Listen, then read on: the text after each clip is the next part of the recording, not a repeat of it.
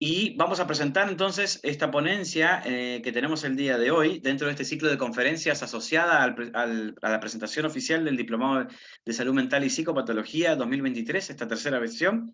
Y en el día de hoy tenemos a la psicóloga Leila Jorquera, quien nos va a hablar de lo que es la mentalización, malos entendidos y reparación en la vida cotidiana. Leila pertenece al Instituto Grupo Palermo Chile dentro del cuerpo docente de este programa de Diplomado de Salud Mental, con justamente un módulo bien interesante de mentalización. Ella es una persona que tiene más de 15 años de experiencia como terapeuta, por lo cual, un poco haciendo referencia a lo que mencionábamos anteriormente, que este diplomado se compone de gente que tiene experiencia clínica y experiencia en cada uno de los módulos. Está súper entrenada en un montón de herramientas justamente para el trabajo de la mentalización y también permanentemente también hace distintas actividades como cursos y también me acuerdo que en algún momento escuché algo muy, muy cortito de Leila respecto a la teoría polivagal en una invitación que hicimos al aniversario, creo que fue el año pasado, y me Sí, encantó el tema. Ojalá que en algún momento podamos hacer algo así mucho más largo para que podamos recibir todo ese conocimiento de ti, Leila. Así que, bueno, yo no te quiero quitar más tiempo, tienes 45 minutos para poder deleitarnos con este tema y desde ya, entonces te cedo la palabra para que puedas comenzar y agradecerte nuevamente por estar acá junto a nosotros. ¿me están escuchando? Se escucha súper bien Perfecto, y muchas se ve tu gracias. pantalla. Perfecto, muchas gracias. Primero, agradecer nuevamente la invitación de Adrián y de Grupo Palermo, no solo a esta presentación, sino también a la tercera versión del diplomado en salud mental y psicopatología. Y contarles que, como mencionaba Germán, ojalá se queden muy curiosos, muy curiosas. Queremos activar la curiosidad de cuáles son los contenidos de lo que vamos a ver en el diplomado. Yo les quería contar antes de partir que, a diferencia de otras presentaciones, he querido preparar hoy día una presentación menos técnica sobre qué es la mentalización y más llevada a la vida cotidiana. Algo que he escuchado frecuentemente, que el concepto de mentalización es un concepto que en términos teóricos y técnicos no es fácil de comprender. Y al mismo tiempo, la mentalización es una habilidad que está presente todo el día a lo largo de nuestras vidas, ¿sí? Entonces me voy a alejar de los elementos más teóricos, más técnicos hoy día y quiero ir como les decía, a lo cotidiano. Pero sí mencionarles que en el diplomado yo tengo el placer de tener 16 horas a mi disposición para hablar de mentalización. Ahí revisamos extensamente qué es la mentalización, definiciones, aspectos técnicos, cómo se desarrolla la mentalización a lo largo de la vida, revisamos características de la mentalización exitosa, características de las fallas en la mentalización y también, por supuesto, intervenciones, ¿ya? Em, Así que espero que cuando terminemos esta presentación puedan ustedes quedarse con una idea, ojalá lo más concreta de qué es la mentalización y cuál es el impacto que tiene la mentalización en la vida cotidiana. Y sobre todo vamos a estar hablando de los malos entendidos, ya que es un concepto, yo lo estoy tomando de un autor que se llama Edward Tronick y que él habla del concepto de embrollos, ¿ya? Em, y yo, para efectos de la presentación, vamos a hablar de malentendidos. Y lo primero que quiero partir diciendo es que los malos entendidos o los embrollos forman parte de todas nuestras interacciones. De hecho, si nosotros hiciéramos como un zoom al día de hoy, de cada uno de nosotros, nos daríamos cuenta que pasamos probablemente por malos entendidos. Y esos malos entendidos están en el centro del desarrollo del self. ¿Qué quiere decir el desarrollo del self?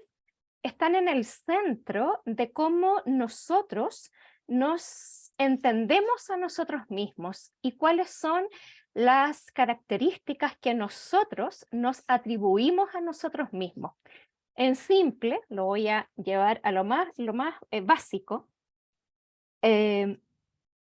Cuando hablamos de embrollos, cada uno de nosotros, o malos entendidos, tiene una descripción de cómo somos en la vida cotidiana con los malos entendidos.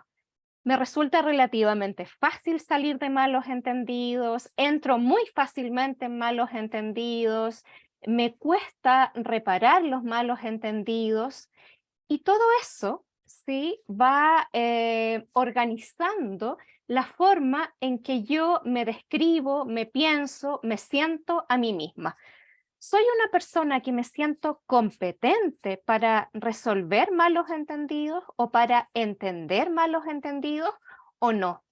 Más bien siento que soy pésima con los malos entendidos, que en general me quedo enrollada en malos entendidos, así como una madeja de lana, y que no tengo suficientes como habilidades para salir de esos momentos que uno pudiera decir, estoy en un impasse con esta persona, ¿sí? Y cuando digo impasse, no solo me refiero a impasse en psicoterapia, sino no sé, hoy día quedé de juntarme con alguien en tal café y en realidad yo entendí que era en el café de la otra esquina y la persona me estaba esperando 2 cuadras más abajo, ¿verdad? Y me tardé 20 minutos en llegar. Eso es un malentendido, eso es un embrollo, ¿ya? Otra cosa importante de los malos entendidos, que desafortunadamente los malos entendidos siempre, ¿sí?, nos reportan, nos traen emociones displacenteras, ¿sí? Los malos entendidos, es natural que los malos entendidos experimentemos emocionalidad negativa. Cuando digo emocionalidad negativa o emociones displacenteras, no me estoy refiriendo necesariamente a que un malentendido me va a generar una frustración muy alta, una tristeza muy alta, un susto muy alto, sino simplemente estoy diciendo que me va a generar una sensación de displacer, ¿sí? Probablemente en psicopatologías más extremas, pensemos en psicopatías, ¿sí? Probablemente los malos entendidos nos generen mucho displacer, pero en el promedio de las personas, ¿sí?, los malos entendidos nos van a generar una sensación de malestar. Por otro lado, también hay harta investigación respecto de los malos entendidos. Yo estoy usando una palabra muy coloquial, ¿sí?, pero para efectos de investigación se habla de errores interactivos, que en algún momento vamos a entrar un poquito en eso. Lo que sabemos es que en las relaciones, en los vínculos más duraderos, ¿sí?, lo más significativo que hace que un vínculo pueda transformarse en un vínculo que se mantiene en el tiempo y que es un vínculo saludable, ¿sí?, tiene que ver con poder reconocer los malos entendidos y poder transformar la emocionalidad negativa, o sea, pasar de una emoción displacentera a una emoción placentera. Lo que sabemos es que ahí, en esa frase, en esa simple frase, se juega, ¿sí?, se juegan los vínculos en términos de qué es lo que va a hacer que un vínculo se transforme en un vínculo significativo, que perdure en el tiempo e, insisto, por supuesto que tenga una cualidad de saludable. Cuando estamos frente a malos entendidos también, a embrollos o errores interactivos, dije que era el concepto más técnico, y que también está en el título de la presentación, está esta idea, esta experiencia, este proceso de reparar. Cuando tenemos malos entendidos en los vínculos, es necesario poder reparar en compañía de otro, reparar junto a ese otro con el cual hemos entrado en un malentendido. Y avanzar. Ok. Aun cuando yo estoy diciendo que los embrollos forman parte permanente de nuestras interacciones, aun cuando estoy diciendo, probablemente, no lo he dicho así, pero es una característica de toda interacción, también ahí hay investigación que va a plantear que los momentos donde no nos entendemos son más que los momentos que nos entendemos, ¿sí? Aún así, cuando puede pasar que primen los malos entendidos, ¿sí? A la base, ¿sí? De incluso fisiológicamente, estamos permanentemente con un deseo inherente a nuestra existencia de estar conectado a otro ser humano. O sea, tenemos un deseo inherente de estar fuera de los malos entendidos, un deseo inherente de estar conectados y también un deseo inherente de sentirnos seguros, ¿ya? Conexión y seguridad son dos conceptos que quiero que se queden por ahí registrados porque después los vamos a retomar. Acá tenemos otra frase a propósito de lo que yo estoy diciendo y conectándolo con los malos entendidos. La voy a leer textual. En el corazón de la seguridad de una relación, ¿sí? Está el saber que mis necesidades, que yo y mis necesidades son tenidas en la mente del otro, ¿sí? ¿Qué hace que yo me sienta segura en un vínculo, aún sabiendo que vamos a tener permanentemente malos entendidos? ¿Sí? Yo me siento segura porque sé que yo estoy en la mente del otro y que por lo tanto, cuando tengamos malos entendidos, si bien en ese momento puede primar la experiencia de displacer, de molestia, de frustración, de sentir que el otro no me entendió, a la base lo que está primando, ojalá, es la sensación de tú me tienes en tu mente. Y como tú me tienes en tu mente, ¿sí? Yo, frente a un malentendido, voy a tener la certeza de que vamos a poder reparar, de que vamos a poder salir de ese malentendido, que vamos a poder salir de ese impas y que juntos vamos a poder volver a entrar en una experiencia placentera. Yo no estoy colocando ahí el concepto técnico cuando estoy hablando de seguridad, estoy hablando de seguridad emocional, estoy hablando, si quieren llamarlo de otra manera, de un vínculo donde tengo la experiencia de seguridad emocional, ¿sí? Sé que tú me tienes en tu mente y sé que aún cuando estamos en este momento difícil de que no nos estamos entendiendo, yo sé, puedo confiar en que lo vamos a resolver y avanzar. Yo decía que está este deseo inherente de mantenernos conectados a otro ser humano. Y esa sensación, sí, ojalá quisiéramos tenerla tan a menudo como sea posible.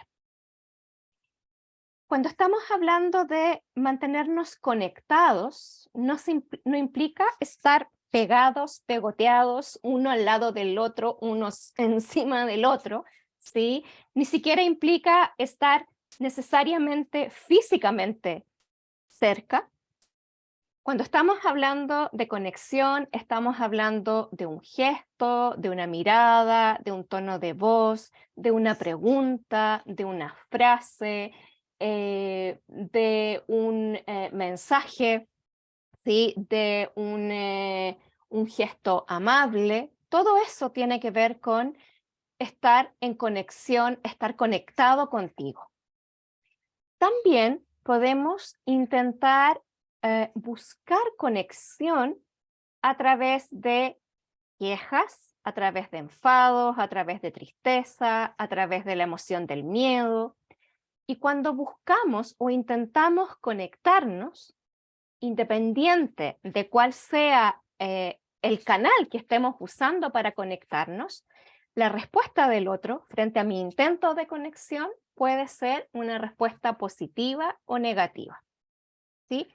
Positiva quiere decir que el otro lee mi intento de conexión, lee mi gesto, mi mirada, mi mensaje, mi tono de voz, etcétera.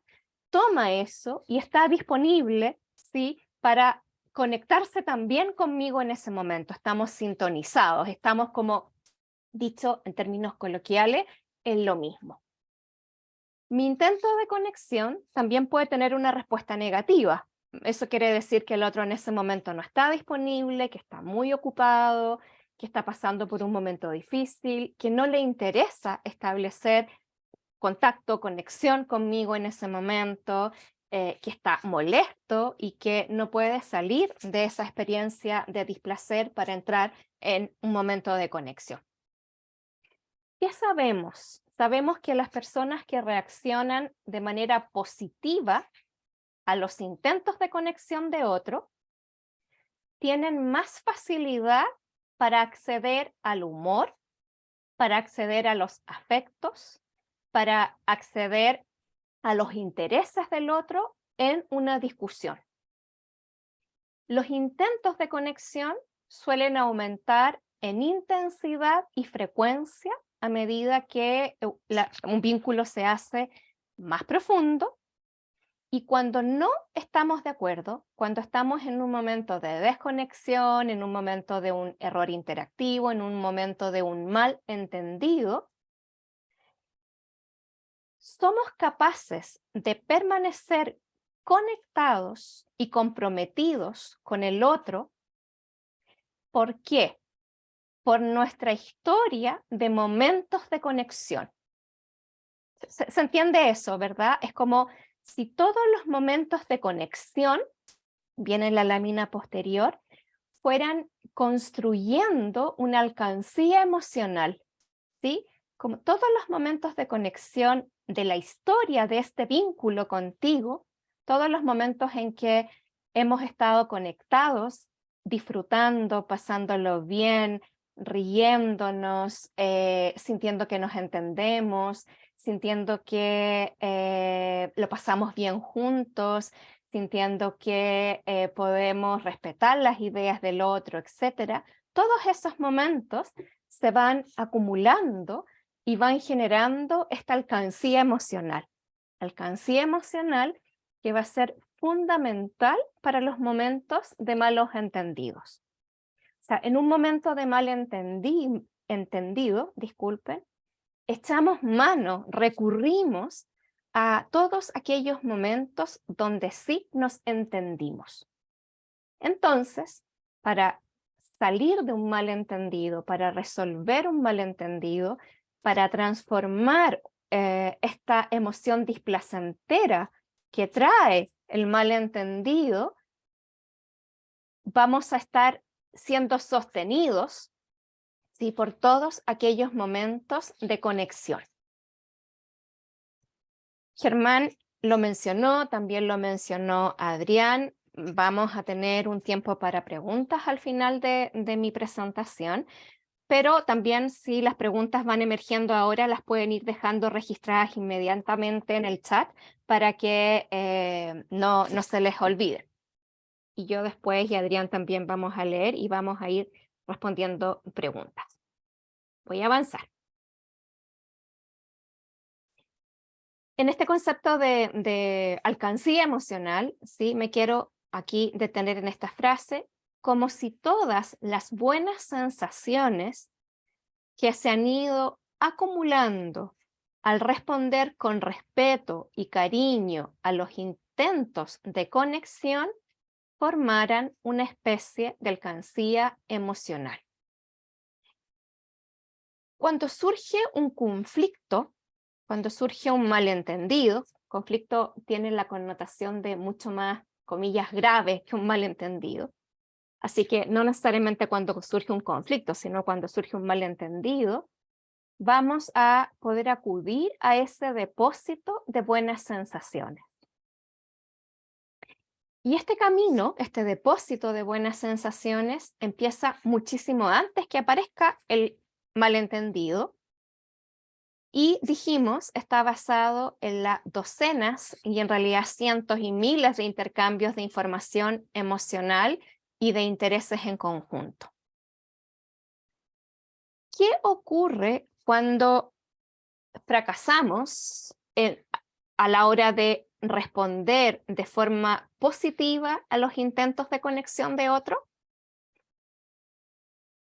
Ahora, quiero aclarar que no es posible responder de manera positiva siempre a los intentos de conexión. Eso es un principio número uno que tenemos que tener en mente. No es posible. De hecho, sería preocupante si es que siempre estuviéramos respondiendo de manera positiva a los intentos de conexión de otra persona.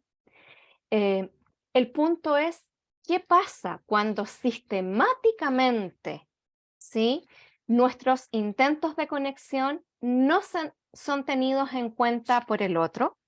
¿O qué pasa cuando yo sistemáticamente no respondo de manera positiva a los intentos de conexión de otro? Piensen en las relaciones entre cuidadores, niños, hijos, piensen en las relaciones de pareja, piensen en las relaciones de trabajo, piensen en los vínculos que establecen los niños con sus educadores en las salas de clase, etcétera. Cualquier vínculo estamos hablando. Entonces estamos hablando que cuando lo que prima en los vínculos, ¿sí?, es la no respuesta a los intentos de conexión o la respuesta negativa a los intentos de conexión, ¿sí?, nos vamos a encontrar que eso puede tener consecuencias devastadoras para la salud mental, consecuencias devastadoras para la imagen que yo tengo de mí misma, consecuencias devastadoras para la imagen que yo tengo de los otros, del mundo, etcétera. ¿Ya? ¿Me van siguiendo hasta ahí? Perfecto. Vi ahí un par de caritas que hicieron el gesto de que sí, que me van siguiendo.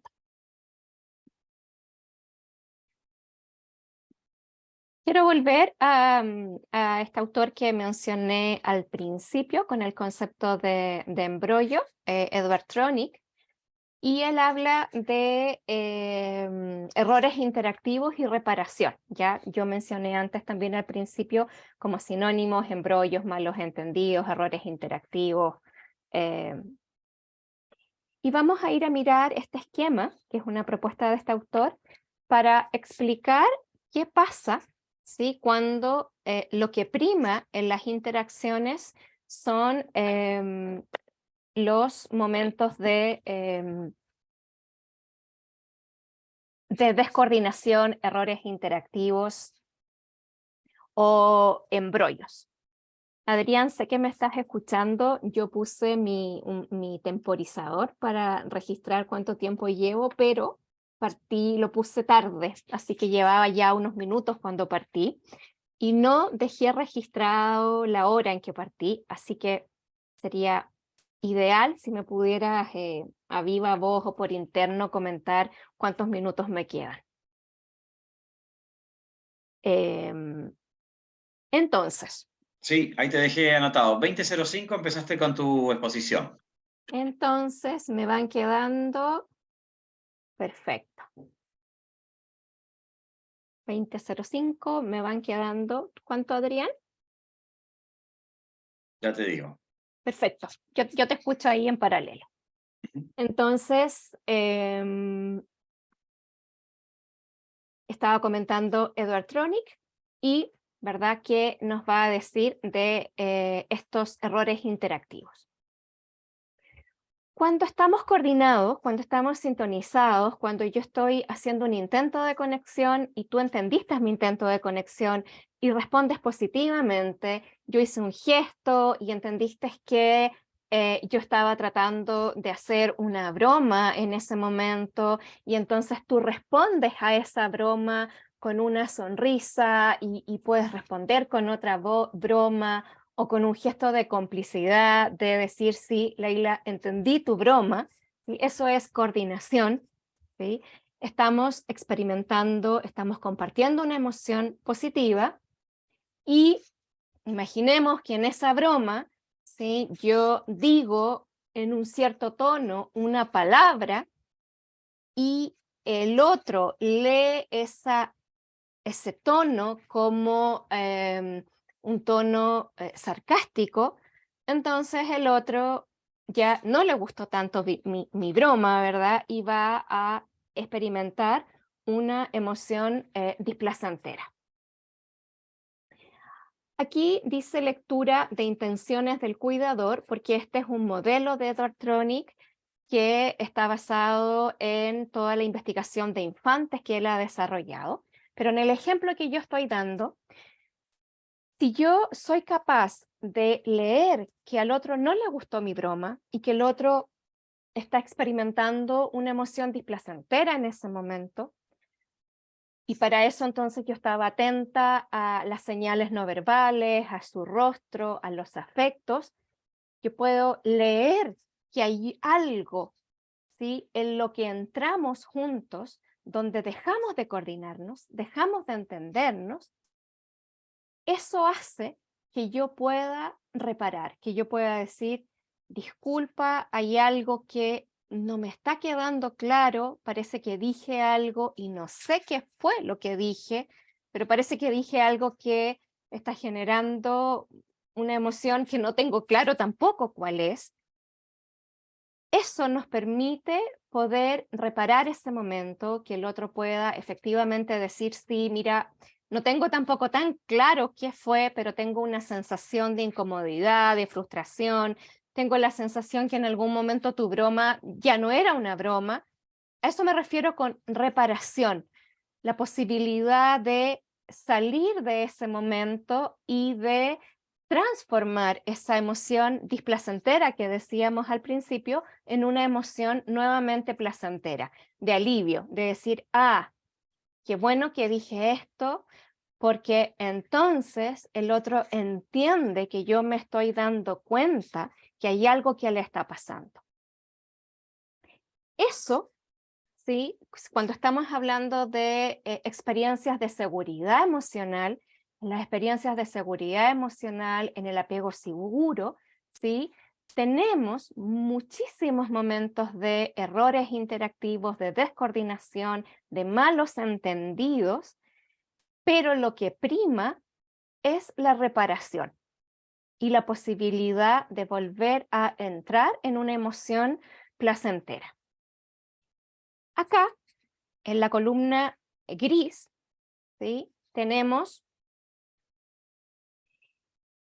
lo mismo, ¿verdad? Tenemos la coordinación, tenemos el error interactivo o la descoordinación, pero tenemos, dice acá, ceguera mental.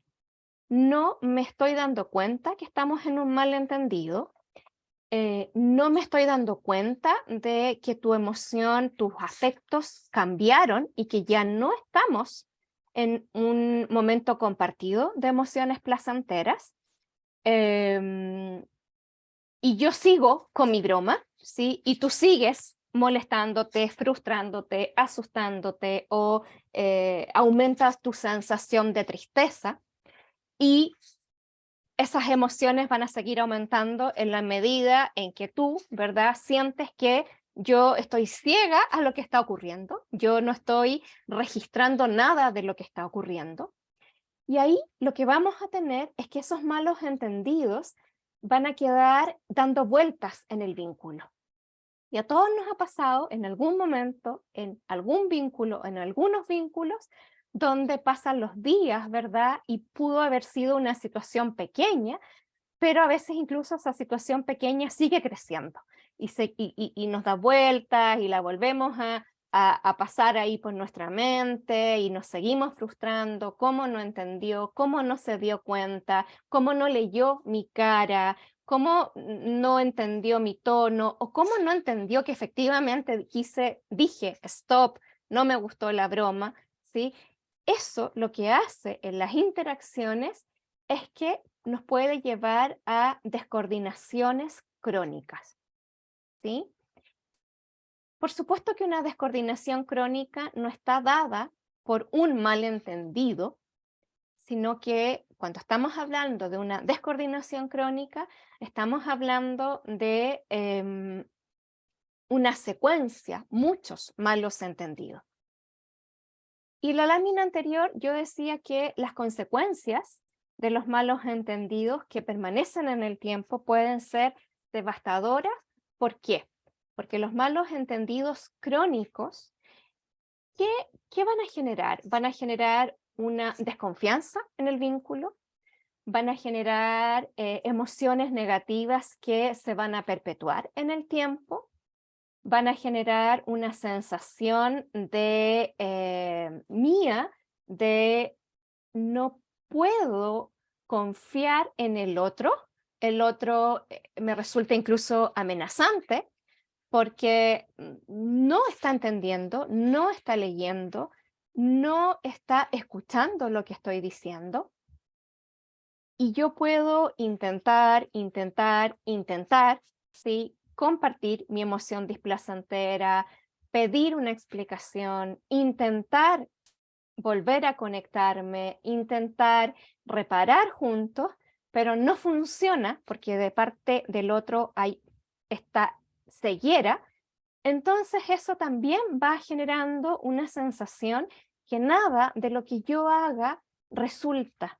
Nada de lo que yo haga tiene un impacto en el otro, ¿sí? Y espero que ustedes puedan como entender por qué eso tiene un impacto devastador, porque lo que va a ir a cuestionar es como, yo no voy a ir a cuestionar solo al otro, voy a ir también a cuestionarme a mí misma.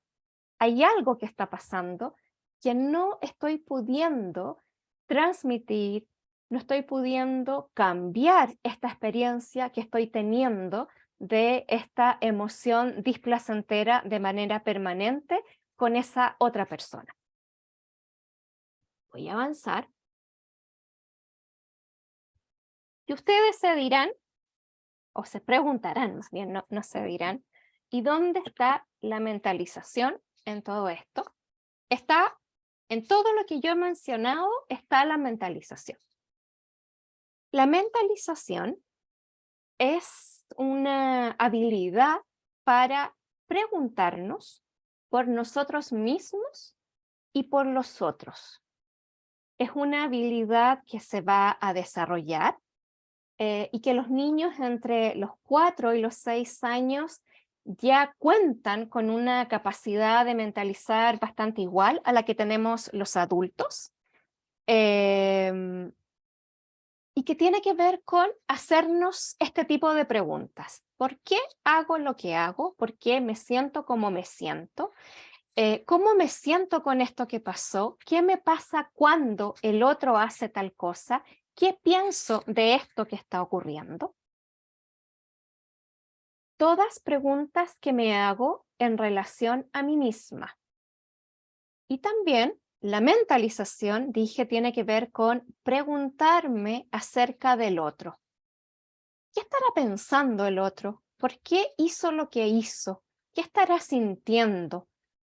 ¿Cómo influye lo que yo hago en lo que el otro hace? ¿Cómo influye lo que yo dije en lo que el otro siente? ¿Cómo influye mi expresión facial en lo que el otro está sintiendo en este momento? Y en una interacción, esas preguntas que yo me hago a mí misma y que me hago también respecto del otro, en una interacción, el otro, ¿verdad? En el mejor de los casos, también se está haciendo esas preguntas respecto de sí mismo, sí misma, y respecto de mí, ¿ya? La mentalización es una habilidad que está a la base de la salud mental. Si nosotros pudiéramos relacionar, no nos daría el tiempo para generar esas conexiones en este momento, pero si pudiéramos preguntarnos qué pasa, porque estoy pensando en el diplomado que tiene este título, ¿verdad? Salud mental y psicopatología, de ahí que voy a usar el concepto de psicopatología. ¿Qué pasa con la mentalización en los trastornos de ansiedad? ¿Qué pasa con la mentalización en la depresión? ¿Qué pasa con la mentalización en los trastornos de personalidad, etcétera, etcétera? Vamos a encontrar con que hay una relación directa entre psicopatología y fallas o dificultades en la mentalización. Y asimismo, ¿sí? La mentalización es una habilidad que está a la base de la salud mental. Por lo tanto, estas preguntas, que pueden resultar tan simples, pero no obvias, ¿sí? Están a la base de mi sensación, de mi experiencia de bienestar, ¿ya? Y por tanto, son preguntas que necesariamente tienen que estar presentes a lo largo de los procesos de psicoterapia. A lo largo de los procesos de psicoterapia tenemos que ser capaces de que las personas puedan aumentar su repertorio mentalizador. En la medida en que nosotros seamos capaces de hacernos estas preguntas en relación a mí mismo, en relación a los otros, tenemos más chance, más posibilidades de poder darnos cuenta cuando estamos frente a un malentendido. Y al mismo tiempo, ¿sí? Es una paradoja porque la mentalización nos permite poder darnos cuenta que estamos en un malentendido, poder salir de un malentendido, poder reparar un malentendido, pero también es la mentalización la que, no me gusta la palabra genera el malentendido, pero también los malos entendidos forman parte del proceso de mentalización porque desafortunadamente lo que yo supongo, o afortunadamente en realidad, desafortunada o afortunadamente, lo que yo supongo que tú estás pensando, sintiendo, hipotetizando, fantaseando, no necesariamente es lo que a ti te está ocurriendo. ¿Por qué? Porque la mentalización son hipótesis, son ideas, son narrativas, son construcciones que vamos teniendo del otro, pero afortunadamente o desafortunadamente no es la experiencia del otro. Pero en la medida en que nosotros seamos capaces, dije, de ampliar la capacidad, el repertorio de mentalización de mí mismo, también voy a poder ampliar la posibilidad de generar hipótesis más finas, más complejas acerca de la experiencia del otro. Voy a mirar la hora. Perfecto. Ok.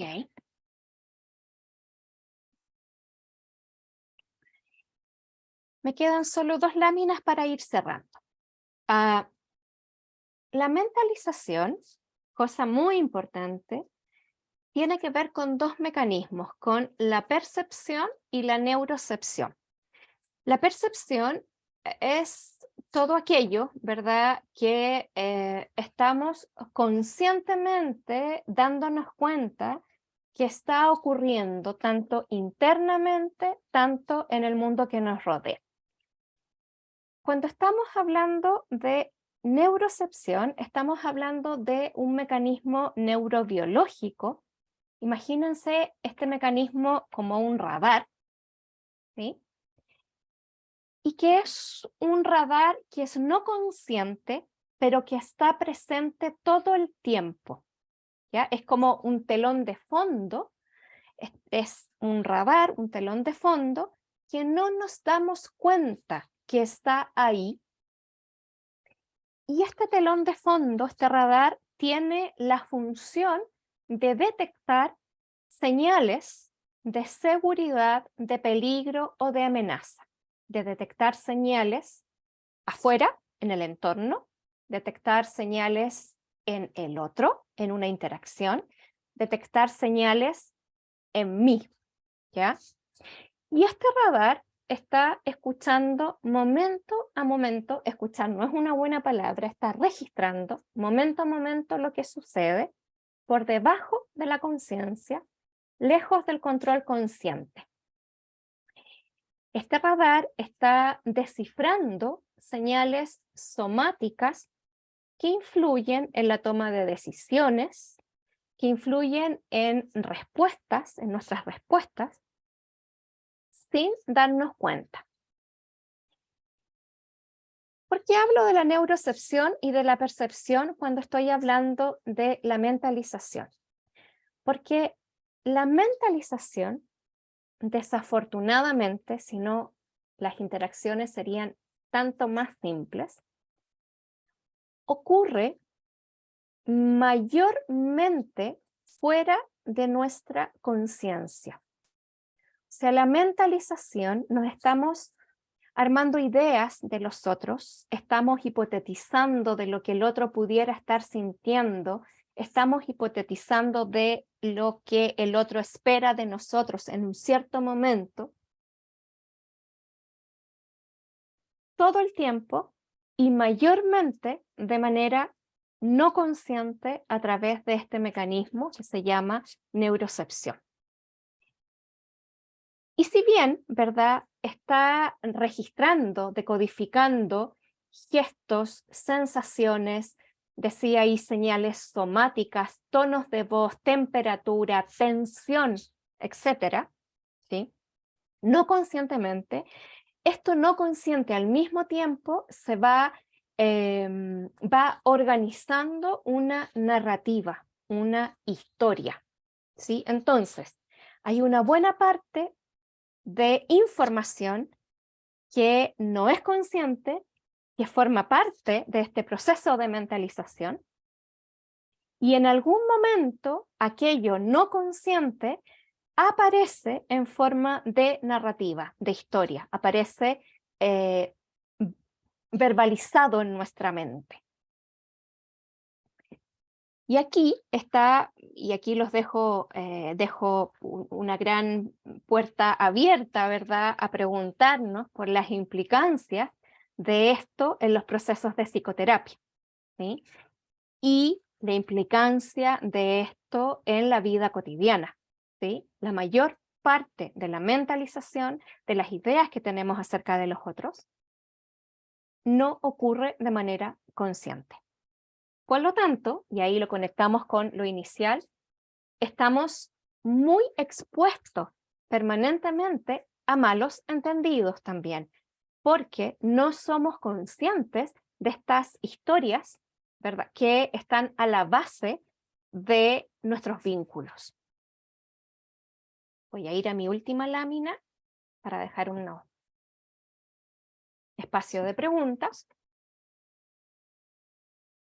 La mentalización, ya lo dije, implica imaginarnos, estamos resumiendo y cerrando, implica imaginarnos e inventarnos una narrativa que explique cómo nos comportamos nosotros y los otros.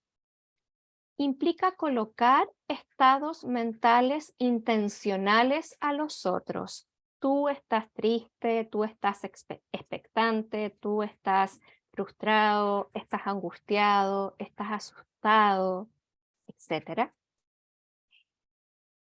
Con la mentalización atribuimos intenciones a los otros y significado a las conductas de los otros. Hiciste eso porque estabas sintiendo, pensando, esperando X. La mentalización tiene que ver también con cómo nos vemos desde afuera y cómo podemos ver a los otros desde adentro. Con la mentalización tenemos la posibilidad de acercarnos a la experiencia del otro. La mentalización implica sentir que nos sienten. Las buenas mentalizaciones parece que estás frustrado, frustrada con esto que yo dije. Me gustaría que pudiéramos hablar de esto que pasó. Esa frase puede generar la sensación de tú me estás viendo, tú fuiste capaz de reconocer que algo me pasó y que ese algo pudiera ser frustración. Implica sentir que nos sienten. Y esta sensación de me siento sentida por ti es una experiencia básica que nos faltó una letra ahí, que nos brinda seguridad. La capacidad de mentalizar nos permite comprender los malos entendidos y tener la posibilidad de reparar. Y también la capacidad de mentalizar es frágil y está expuesta a romperse cuando estamos bajo presión o cuando estamos en un estado de activación emocional. ¿Qué quiere decir eso? Nuestra capacidad de mentalizar baja en la medida en que nuestro estrés sube. O sea, cuando más necesitamos nuestra capacidad de mentalizar, porque estamos en un momento difícil, estamos estresados, necesito resolver esto, necesito dilucidar cómo salgo de aquí, necesito calmarme, lo que se ha visto es que la mentalización baja, ¿ya? Voy a cerrar ahí y vamos a ir a preguntas. Estoy dejando abierto el espacio con esto último que dije también para preguntas. Espero haber estado en el tiempo, Adrián. Sí. Estamos bien, mira. No, sí, estamos bien. Lo que plantea Carolina Tapia dice lo que plantea Leila, bueno, eso es una afirmación o un mensaje, digamos. Lo que plantea Leila tiene mucha relación con las habilidades de la comunicación, entre ellas empatía. Y Carolina, bueno, la misma Carolina dice, la mentalización me hace mucho sentido, sobre todo en las personas con trastornos de personalidad. Así es, en el diplomado hay un par de horas o tal vez un poco más que dedico a poder conceptualizar la relación que existe efectivamente entre la mentalización y los trastornos de personalidad. Y algunos autores hablan de que los trastornos de personalidad se transmiten transgeneracionalmente. ¿Y por qué se transmiten transgeneracionalmente? Por esto, por la capacidad de mentalizar, porque lo que se estaría transmitiendo de una generación a otra es cómo los integrantes de esa familia se están pudiendo o no pensar a sí mismos, reflexionar en relación a sí mismo. Y hay algo que yo no he dicho, porque no tiene que ver con la presentación, pero la mentalización está directamente con la capacidad de regulación emocional, que es otra capacidad también que está, que vamos a encontrar dificultades y en algunos casos severas en los trastornos de personalidad. Así que sí, es muy interesante esa conexión que haces, Carolina. Bueno, Leila, salieron algunas cositas más. A ver si me puedes hablar algo de cómo, brevemente, cómo se puede practicar la mentalización en personas TEA. Yo tenía la misma duda.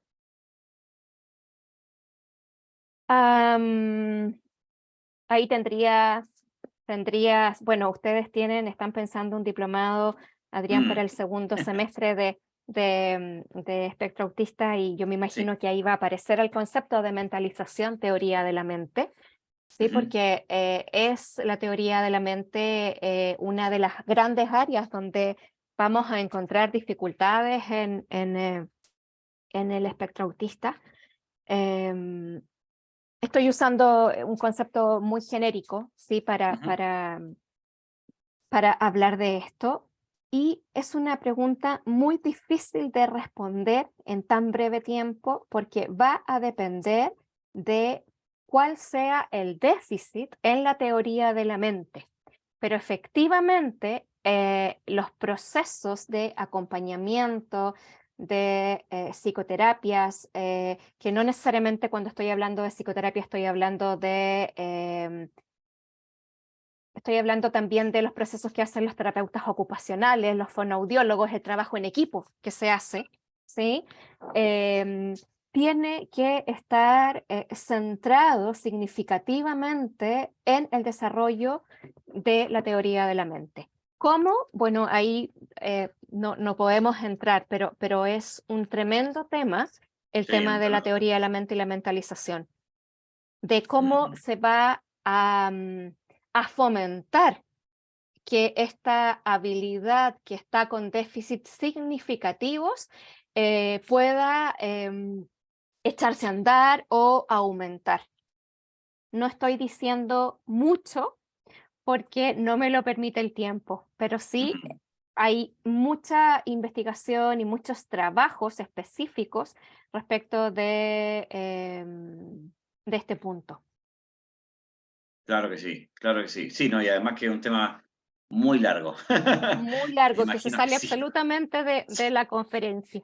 Sí, sí, sí, de todas maneras. Pero bueno, hay posibilidad de poder bucear en la relación entre espectro autista, mentalización, Así porque es, hay hay, recursos, Isabel. hay recursos. Ok. Y te voy a decir, bueno, una cosa más, dice Cristian, a ver si entiendo bien. Buenas tardes, ¿qué sugerencia daría cuando una persona estaba bajo un estrés y el profesional le dice a la persona, tienes que problematizar, por ejemplo, que tienes una adicción? No sé si se entiende muy bien, quizás lo que quiso decir Cristian ahí. Adrián, yo no entendí del todo, pero me permite decir algo. Ujú. Cuando estamos frente a otro que está estresado, no es el momento para pedirle que problematice nada. ¿Por qué? Porque para problematizar necesitamos tener activadas ciertas zonas del cerebro que no podemos precisamente porque estamos en un momento de estrés. Entonces, para poder mentalizar, para poder problematizar, para poder resolver un problema, para poder generar hipótesis, para tomar perspectiva, para poder ser empáticos con otro, lo primero que necesitamos hacer en un momento de estrés es calmar. Solo después de estar en un estado de calma, de seguridad, podemos preguntarnos por qué le pasó al otro, qué hacemos, cómo lo resolvemos, problematizamos, generamos hipótesis, etcétera. Pero si estamos estresados, no podemos mentalizar. Necesitamos bajar el estrés para poder mentalizar. O sea, la relación ahí sería que si tengo un cerebro de alguna manera destapado, no está de alguna manera como con un cableado, digamos, un cerebro integrado que permite razonar Exacto, frente a lo que estoy diciendo porque está preocupado de moverse su parte más inmediata, ¿no es cierto?, exacto. de defenderse, de atacar o de huir o lo que sea. Entonces hay que darle un tiempo de calma, es como una fase, ¿no es cierto esto? Es Una un fase tiempo de, de calma, es un es un tiempo tiempo de calma. para Claro. volver a la calma. Y porque para mentalizar necesitamos, como tú dijiste, usaste el concepto integrado, Ujú. necesitamos que se pueda conectar los afectos, las estructuras del cerebro que están relacionadas con los afectos, con las estructuras del cerebro que van a echar a andar la reflexión, ¿sí? Claro. Necesitamos esa conexión. Y si estamos estresados, esa conexión no está ocurriendo. Entonces, lo primero, en términos de intervenciones, y eso es algo que revisamos en el diplomado, es cuáles Ujú. son las intervenciones por las cuales tenemos que partir, porque no siempre vamos a ir a mentalizar. Podemos tener sesiones donde no mentalizamos nada, porque necesitamos primero volver a un estado de calma y seguridad. Justamente. no tener el foco inmediato de querer mentalizar en todo el tiempo, sino más bien mirar un poco al paciente y ver en los estados, ¿no es cierto?, para poder ir de a poco avanzando, ¿no es cierto? Y poder definir, según el estado en el que está el otro, si es un momento para mentalizar o no. Porque Claro que ahí sí. entonces aparecen las intervenciones dirigidas a mentalizar, pero también podemos tener intervenciones dirigidas a contener, intervenciones dirigidas a calmar, a bajar el estrés. No todas las intervenciones que hacemos tienen que ir centradas a mentalizar. Correcto, correcto, Leila. Les aprovecho de decir a todos que en el chat tenemos en estos momentos el registro de asistencia. Los que no lo hicieron, por favor, háganlo ahora o callen para siempre, porque ya estamos cerrando esta tarde-noche junto a Leila Jorquera con este temón tremendamente bueno de mentalización, malos entendidos y reparación en la vida cotidiana. Me gustó, siempre aprendo algo nuevo y me gustaría mucho más. Así que bueno, como decías tú, en realidad tienes vamos a decir la palabra, la fortuna de tener 16 horas en el diplomado para poder hablar y profundizar y navegar sobre la mentalización, así está fabuloso eso. Bueno, muy bien, Leila, yo te voy a dejar a ti libre de Sí, estar acá muchas junto a gracias. nosotros Me y te agradezco. desconecto. Sí, y te desconecto muchísimo, y te agradezco muchísimo porque ha sido muy, muy bueno este espacio que hemos tenido contigo. Yo voy a quedarme un ratito más con la gente porque tengo prometido regalar 2 medias becas para el diplomado. Que ¿Ya? estén muy bien. Así que Muchas gracias, gracias. Leila. Te mando un abrazo grande para ti y te agradezco por estar acá con nosotros.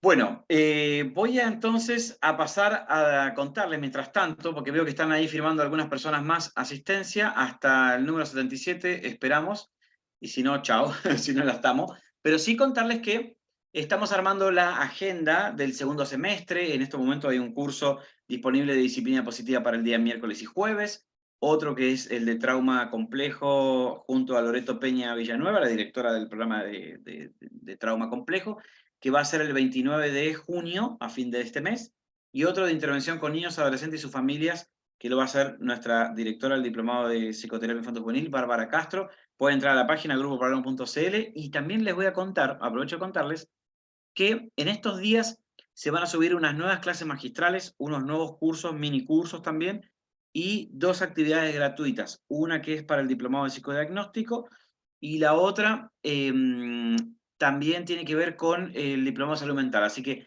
para que estén ahí revisando en la página web nuestra de grupopalermo.cl. ¿Ok? Bueno, tenemos entonces ya listo, porque ya tengo 78 respuestas. Y vamos entonces a hacer, a partir de este momento, un pequeño sorteíto. Voy a tomar nota aquí de los correos electrónicos de las personas. Si me dan un segundito, por favor. Y voy a también dejarles habilitados los micrófonos para que tengan la posibilidad de poder hablar y estar acá junto a nosotros, ¿sí?